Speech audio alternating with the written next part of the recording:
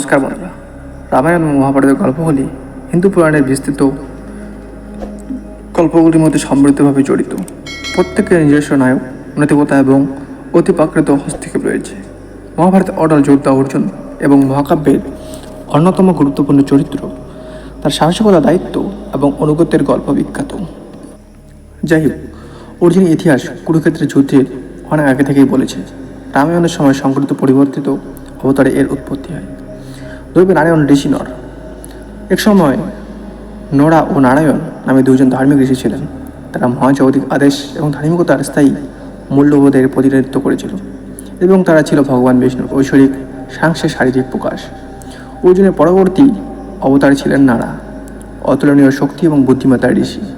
একসাথে তিনি এবং তার সঙ্গে নারায়ণ স্বয়ং বিষ্ণুর একটি প্রকাশ, গুরুত্বপূর্ণ কর্ম সম্পাদন করেছিলেন এবং ধার্মিকতা বজায় রাখার জন্য যুদ্ধ করেছিলেন।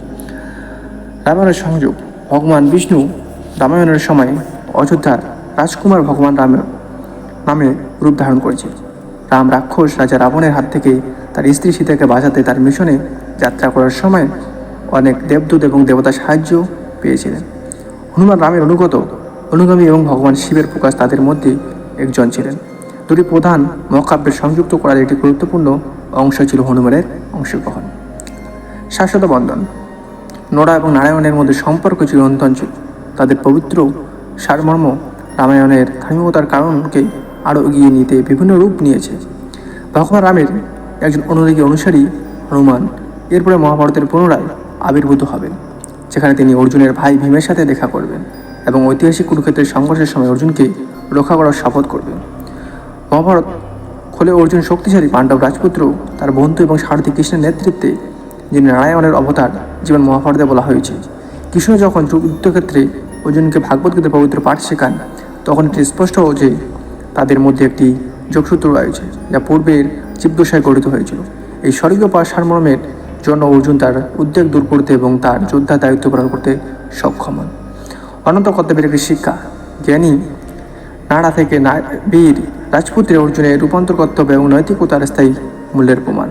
কৃষ্ণের রূপে রামায়ণের ঐশ্বরিক উৎপত্তি দ্বারা অনুপ্রাণিত হয়ে ধর্মের প্রতি তার চিরন্তর উৎসর্গ, সাহস, ভক্তি এবং ন্যায়বিচারের চিরন্তন গুণাবলী উদাহরণ হিসেবে কাজ করেছিল। অর্জুনের গল্প আমাদেরকে মহাজাগতিক ক্রমে আমাদের স্থানগুলিকে স্বীকার করতে এবং বাধা সত্ত্বেও বৃহত্তর ভালোর দিকে কাজ করতে উৎসাহিত করেছিল। অর্জুন এবং রামায়ণের মধ্যে বহুকাল ধরে বিদ্যমান আধ্যাত্মিক বন্ধন আমাদের জীবন, দায়িত্ব এবং ঐশ্বরিক হস্তক্ষেপের অন্তহীন চক্রের কথা মনে করিয়ে দেয়। এটি আমাদেরকে সততা এবং উদ্দেশ্যের সাথে আমাদের জীবন পরিচালনা করতে অনুপ্রাণিত করে, যেমনটি অর্জুন তার স্থায়ী যাত্রায় করেছিল। সো বন্ধুরা, এই যেমন হস্টেল ভিডিওতে চ্যানেল সাবস্ক্রাইব করে পাঠিয়ে দেবো। জয় হিন্দ, বন্দে মাতরম। আপনারা কি জয়।